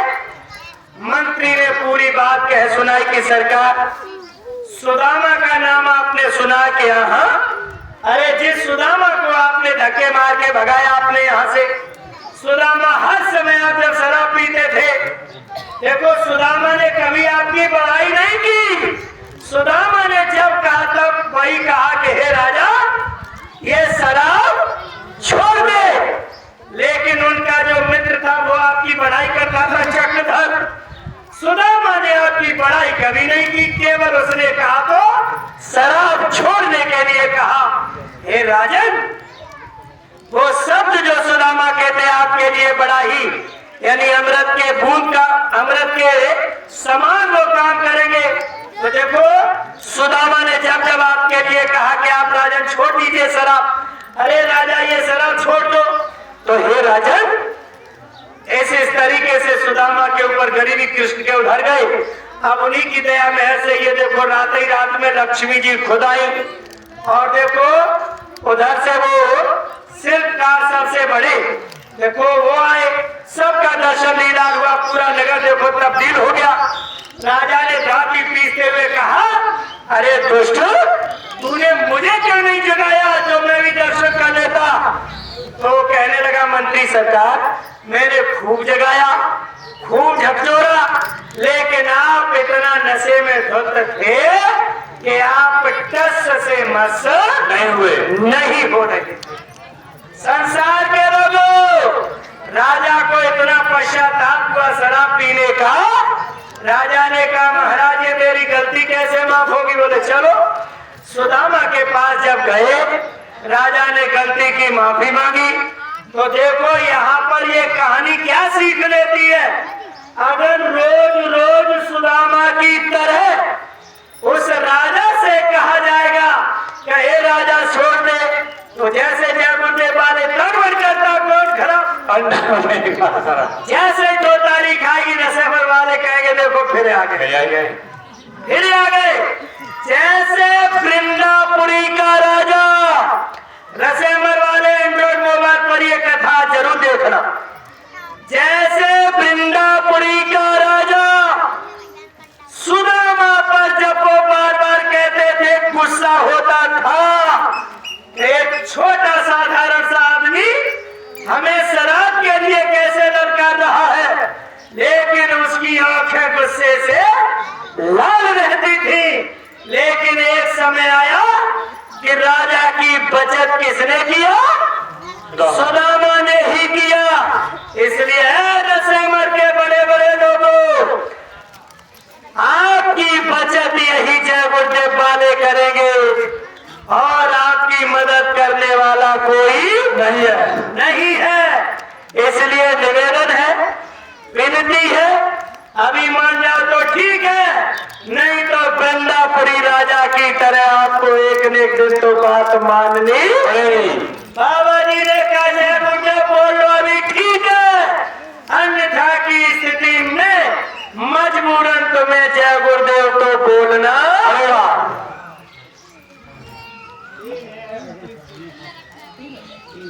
जय गुरुदेव मजबूरन बोलना पड़ेगा। यानी वृंदापुरी राजा की तरह आपको आना पड़ेगा, तब कहीं जाके बचत और जीवन में बड़े अच्छे से चलेगा। तो देखो बाबा जी ने ये कहा है, इसी कलयुग में कलयुग जाएगा, सतयुग आएगा। तो मैं बात कर रहा था कलयुग सतयुग की, ये देखो कल के अवतार की। तो संसार का जो ज्ञान परोसा जा रहा, कल के अवतार होने वाला ये कुछ नहीं। बाबा जय गुरुदेव जी महाराज ने जो कहा है, आगे चल के ये परमाणु बम की लड़ाई लगने वाली, धरती बड़ी वीरान होने वाली, पत्ता अन्न का दाना ये कुछ नहीं। स्वामी जी महाराज का बच्चा उस समय पर जय गुरुदेव नाम ही आपके काम आएगा। इस दुनिया की कोई हस्ती, इस दुनिया का कोई नाम आपके जीवन में काम आने वाला है। ये वचन है हिंदुस्तान के आला फकीर परम संत बाबा जय गुरुदेव जी महाराज के, कोई छोटे मोटे महाराज के वचन नहीं है। ये बाबा जय गुरुदेव जी महाराज कौन है?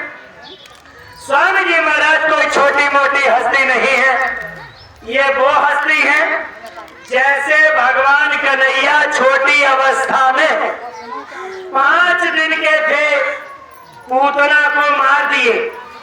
छोटी सी अवस्था में अघासुर बक्सा यानी पता नहीं सकता सुर किसे किसे सुर को मार दिए। ऐसे ही बाबा जय गुरुदेव जी महाराज छोटी सी अवस्था में घर से निकल पड़े। यानी कानपुर के स्टेशन पर बाबा जी ने पंडित जी को यानी गीता का उपदेश दिया। एक एक गुरु महाराज आश्रम में गए, मंदिर मस्जिद गए, सबको सीख देते हुए परम पूज्य स्वामी जी महाराज धीरे से प्यारे भाई बहनों बहुत बड़ी शक्ति लेकर उभर रहे। जय गुरुदेव नाम प्रभु का, ये किस तरीके से जय गुरुदेव नाम प्रभु का परम पूज्य स्वामी जी महाराज ही ये सारी चीजों को देखो सार्थक करते हुए आगे बढ़ रहे। परम पूज्य स्वामी जी महाराज जब आगे बढ़ रहे तो उस समय पर देखो यहाँ की सरकारों ने स्वामी जी महाराज को बड़ा परेशान किया। स्वामी जी महाराज को 21 महीने के लिए जेल में बंद रखा। स्वामी जी महाराज ने सारी चीजों को तोड़ दिया। वो चमत्कार करके दिखाए, लोग उस समय पर समझे और समझकर स्वामी जी महाराज को फिर दर्जा दिया। फिर एक बार बाबा जी समूचे मानव जाति से एक बार निवेदन करते हैं। क्या निवेदन करते हैं? हाथ जोड़ कर विनय हमारी हो जाए सब शाकाहारी। स्वामी जी महाराज शाकाहारी होने के लिए बार बार ये क्यों ऐसे ही बात कर रहे हैं? प्यारे भाई बहनों, शाकाहारी के लिए इसलिए बाबा जी आवाज लगा रहे हैं, मांसाहारी भोजन करने के बाद कोई भजन ध्यान सुमिरन परमात्मा का नहीं कर सकता। रावण को ले लो, चाहे अन्य किसी का इतिहास ले लो, अंडा मांस मछली शराब खाकर पीकर कोई भजन सुमिरन ध्यान और परमात्मा का भजन नहीं कर सकता है। बाबा जय गुरुदेव जी महाराज इसलिए शाकाहारी पर सबसे ज्यादा जोर लगा रहे हैं। समूची मानव जाति को बाबा जी के शाकाहारी संदेश को सुनना चाहिए और ध्यान से सुनना चाहिए। अगर हम सब लोग ध्यान से सुनेंगे, इसी शाकाहारी के संदेश में छोटी से लेके बड़ी बात हमारे बीच में स्वामी जी महाराज समझाने का काम करेंगे। बाबा जी अगर आपको छोटी से लेके बड़ी चीज नहीं समझाएंगे तो फिर हमारा और आप सभी का जो मूल काम है वो कभी जिंदगी में होने वाला नहीं है। इसलिए बाबा जय गुरुदेव जी महाराज प्यारे भाई बहनों, हमसे और आपसे यह अपेक्षा करते हैं कि लोग आवें और इस बात को बड़े गौर से सुने और सुनकर इस पर अमल करें। जिन जिन लोगों ने इस पर अमल किया, देखो धीरे से जैकेट पहन लिया, परिवार रिश्तेदार नातेदारी सबको छोड़ छाड़ कर जहां अंडा खाए जाते हैं, जहां शराब पी जाती है, जहां गलत कार्य होते हैं, ये जय गुरुदेव वाले वहां खाने से परहेज करते हैं। अब जब परहेज करते तो दुनियादार के कहते ये बड़े भगत हो गए। लेकिन प्यारे भाई बहनों, जब कोई सामने परिस्थिति आती है तब लोग सोचते हैं कि वास्तव में बाबा जी जो संदेश दे रहे हैं वो बिल्कुल शत प्रतिशत। आज जब पिता बेटाओं के द्वारा पीटे जा रहे हैं, आज जब संस्कारहीन औलाद, जो औलाद एआई नकली, जो नकली एआई है उसमें फंसती चली जा रही, परम पूज्य स्वामी जी महाराज कहते हैं कि बच्चा ये नकली जो एआई इस समय पर मशीनों के द्वारा जो चल रही है, आपको बड़े बड़े सपने दिखाए जा रहे हैं। स्वामी जी महाराज ने कहा बच्चा मशीन से आपका भला नहीं होगा। ये मशीन तो ये चाहती है कि आप बिल्कुल शरीर नहीं हिलाए डुलाए और आपको सारी सुख सुविधा हो जाए, लेकिन स्वामी जी महाराज ने कहा बच्चा ऐसा इस देश और दुनिया में नहीं हो सकता। ये तो आपको थोड़ा मेहनत, बाबा जी ने इसीलिए सबसे पहले ये शब्द जोड़ा कि सबको मेहनत ईमानदारी की कमाई, जो खेती दुकान दफ्तर का काम, ये मेहनत मजदूरी का जो काम, ये सब बड़े अच्छे तरीके से करना। बाबा जी ने कहा महात्मा आपको बनना नहीं, लोटा अगरबत्ती मोमबत्ती धूपबत्ती दिया बत्ती ये सब कुछ करने की कोई जरूरत नहीं है। क्योंकि गोस्वामी जी महाराज श्री रामचरितमानस में बिल्कुल स्पष्ट शब्दों में मनाही करके गए हैं। कलयुग जोगन जग्गिन ज्ञान एक आधार नाम गुण गाना कई युग में केवल एक नाम का आधार है। दुनिया के पूजा पाठ आपके काम आने वाले नहीं, इसलिए हम सब लोग सुन तो रहे लेकिन मानने के लिए तैयार नहीं। बाबा जी ने कहा जो आप मानने के लिए तैयार नहीं हो, यही तो रावण का हाल था, सबसे बड़ा प्रकांड विद्वान, लेकिन रावण ने अच्छी बात को कभी नहीं स्वीकार किया। देखो बतौर क्या हुआ, रावण सब जानता, 4 वेदों का पंडित है, लेकिन इसने शराब पीना शुरू कर दिया। ये क्यों पीना शुरू कर दिया? जब ऊंची चीज मिल नहीं पा रही तो फिर लोग क्या करते हैं कि बस शराब की तरफ रुख कर लेते हैं। यही आज हम सब लोग संसार वालों का है। बड़े बड़े धर्माचारी, बड़े बड़े भगवताचारी, बड़े बड़े आचारी, ज्ञान तो इनके पास सब है, लेकिन इन्हें जो मूल रास्ता है उसका भान नहीं है। और भान है नहीं, खुद को संत की उपाधि घोषित कर रहे, इसलिए किसी महात्मा के पास जाते नहीं। इसलिए प्यारे भाई बहनों, जब कुछ नहीं नजर आता है तो पहले तो लाते बढ़िया वाली, तो 1 ढक्कन, फिर 2 ढक्कन, फिर धीरे धीरे पीना खाना शुरू। और जब पीना खाना शुरू तो उल्टे काम करना शुरू। स्वामी जी महाराज ने कहा फिर एक पर्दे पे आ जाते हैं, तो गुरु महाराज कहते बच्चा देखना आगे बड़े बड़े। तो देखो आप लोग देख रहे हो कि बड़ी बड़ी हस्तियां पर्दे पर आती चली जा रही हैं। क्यों? क्योंकि बाबा जी का तो मिशन इधर से जारी है और ये लोग अपना ढोंग चला रहे। तो बताओ सच्ची बात के आगे ये ढोंग काम आने वाला नहीं है। बहुत चल गई। तो देखो गुरु महाराज एक कहानी किस्सा सुनाए। एक राजा साहब थे, बड़े सुंदर राजा साहब चले गए, उनके बेटा रह गए। अब बेटा रह गया, इनको राजा बना दिया। अब जब राजा बना दिया तो जनता पर कष्ट आया। संसार में क्या चल रहा, जब संसार में जनता पर कष्ट आया, लोगों ने कहा महाराज भगवान के नाम का स्मरण कराओ। जब स्मरण कराया, आए पंडित जी इसको वो करने के लिए सुमरन।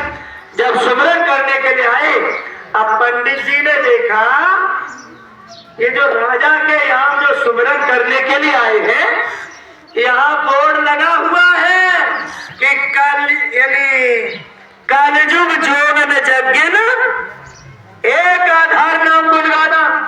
यहाँ बोर्ड लगा हुआ है कि देवी और देवताओं की पूजा पाठ से काम नाम का सुमरन वो किया जाए जिससे आत्म गति हो और लोगों को आंतरिक शांति मिले।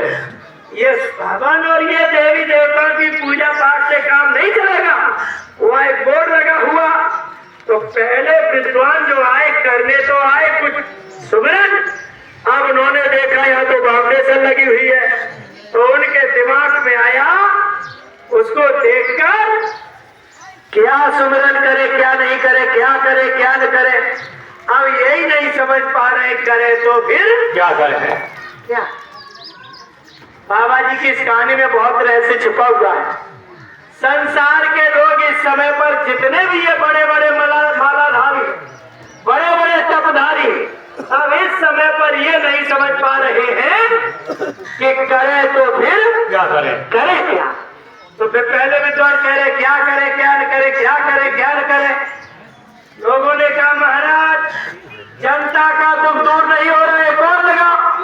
दूसरे विद्वान आए, उनने भी वो नियम कानून कायदे पढ़े। उन्हें पहला विद्वान क्या कह रहा है, क्या करे क्या न करे। तो दूसरा विद्वान वो भी कुछ नहीं समझ पाया। दूसरा विद्वान भी कहने लगा जो ये करे सो हम करे, जो ये करे सो हम करे। माला दे दिया एक हाथ में, पहला वाला सुमिरन कर रहा, क्या जाप करे क्या न करे, क्या जाप करे। माला खूब घूम रही है, क्या जाप करे क्या न करे, क्या जाप करे। दूसरा कह रहा है जो ये करे सो हम करे, जो ये करे सो हम करे। माला बड़ी तेजी से घूम रही, लेकिन जनता में खुशहाली। अब बताओ ये भी कोई सुमरन है, क्या करे क्या न करे। तीसरे विद्वान और आए। तीसरा विद्वान कहने लगा सब देख दाख के, ये धांधली कब तक चलेगी, कोई नाम तो इसमें है नहीं परमात्मा का। ये धांधली कब तक चलेगी, ये धांधली कब तक चलेगी। प्यारे भाई बहनों, एक और विद्वान आए। अच्छा, एक कह रहा क्या सुमरन करे क्या न करे, दूसरा कह रहा जो ये करे सो हम करें, तीसरा कह रहा ये धांधली कब तक चलेगी, तो चौथा कह रहा जब तक चलेगी तब तक सही, जब तक राजा साहब नहीं आएंगे तब तक ये धांधली अब चलती रहेगी। चलती रहेगी। राजा साहब से खबर गई कि महाराज चार चार विद्वान लगे हैं और वो ऐसे ऐसे सुमरन कर रहे हैं, ये कह रहे हैं। राजा ने सोचा किसी नाम का सुमरन करना चाहिए, ये कौन सा सुमरन होता है। राजा ने कहा चलो अब हम खुद चल के, गुरु महाराज ने कहानी सुनाई। राजा साहब जैसे ही आए, उन विद्वानों को खबर भेज दी गई कि देखो राजा साहब आए तो सिमरन को देखने के लिए, जो तुम भजन कर रहे हो। अब वो समझ गए और अच्छे से। अब उसने बड़ी तेजी से शुरू कर दिया। पहला वाला बड़ी तेजी से चिल्लाने लगा, अरे क्या सिमरन करे क्या न करे, क्या करे क्या न करे। दूसरा कह रहा जो ये करे सो हम करे, जो ये करे। तीसरा कह रहा ये धांधली कब तक चलेगी कब तक चलेगी, ऐसे करके चलता रहा। राजा साहब आए, बदमाशों ठहर जाओ, अब तक चली अब ये धांधली चलने वाली नहीं है।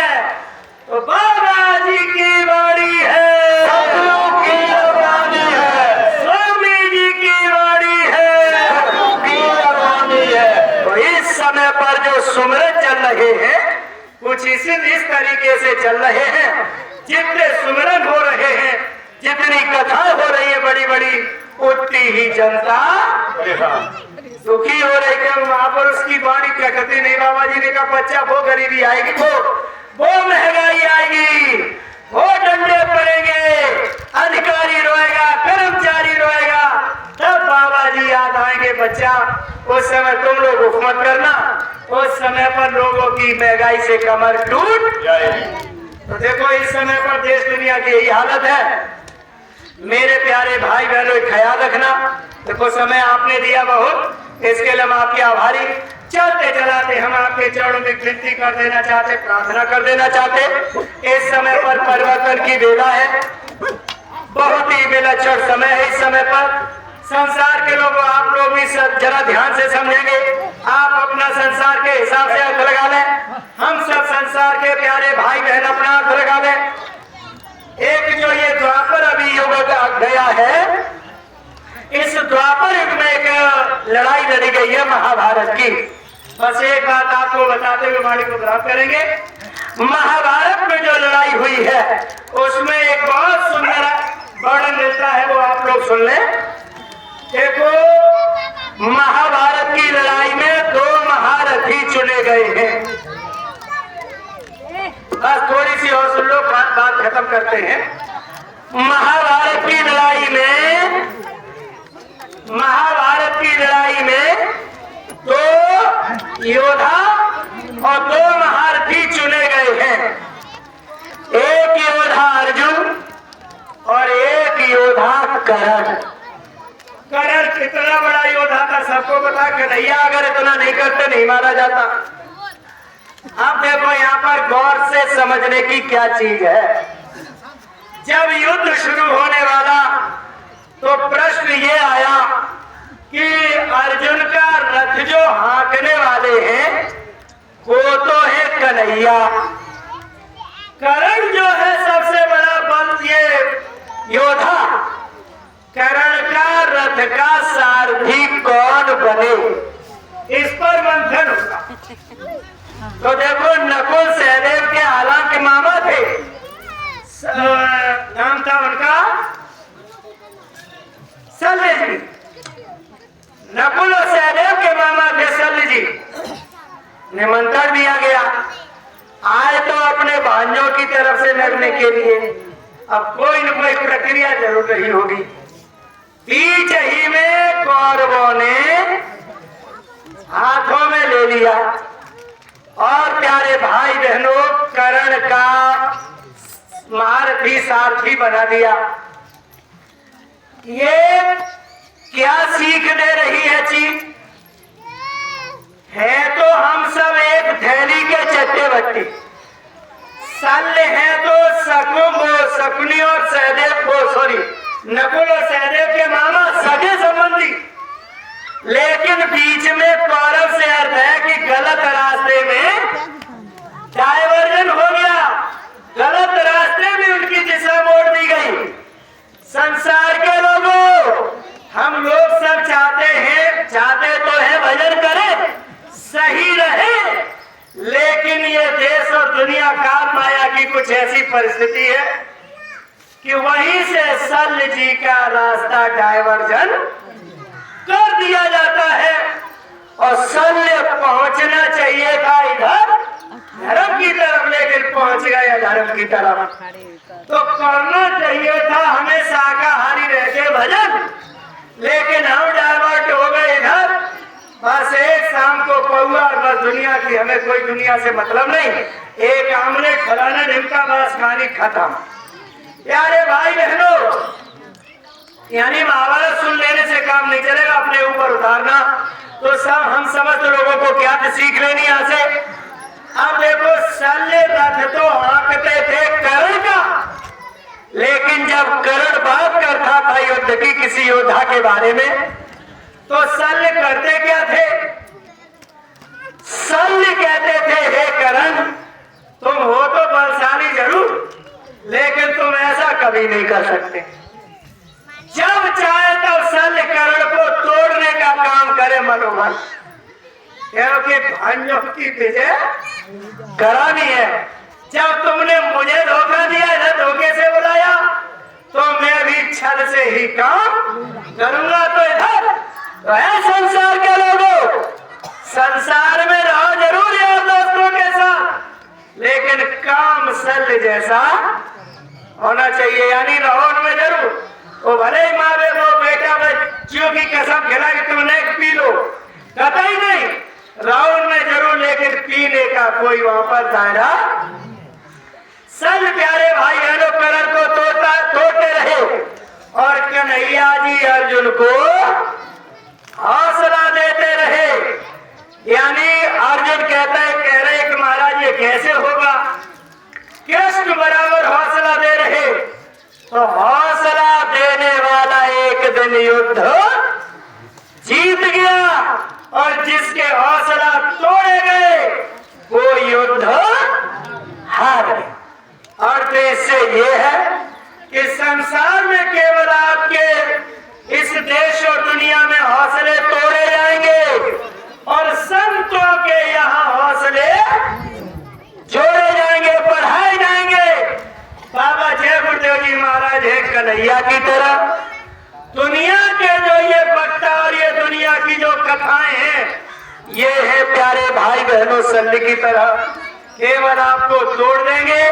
उससे मिलने जुलने वाला कुछ भी करण बड़ी अच्छे से लड़ाई तो लड़ेगा, लेकिन उसका रिजल्ट कुछ भी आने वाला। आप पूजा पाठ खूब करना, मैंने किसी की बुराई कुछ नहीं की है। जब रामायण ने सीधा लिखा है, कालजुग जोग न यज्ञ न ज्ञाना, कुछ है ही नहीं, केवल एक नाम का आधार है। कलयुग केवल नाम आधारा। तो बताओ इसे हम लोग कैसे जुटला सकते? इसलिए सबसे बड़ी पावर के रूप में अवतरित होकर बिल्कुल सरल तरीके से समझा रहे हैं।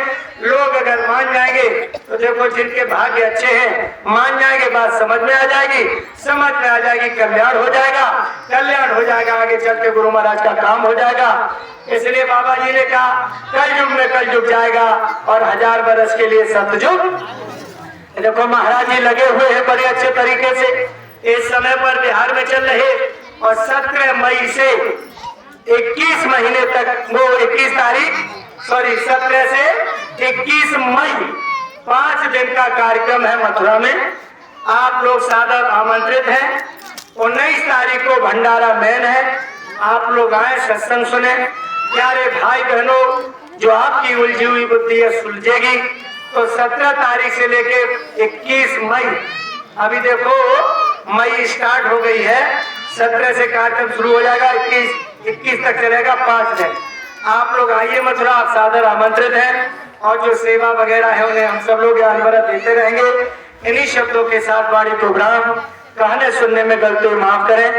एक प्रार्थना बोलेंगे, कुछ और है बस वही है। देखो सेवा जो है ये गल्ला वाली सार्वजनिक मंच से हम आपसे कह दे रहे, ये गल्ला वाली सेवा इस समय पर प्राथमिकता में है।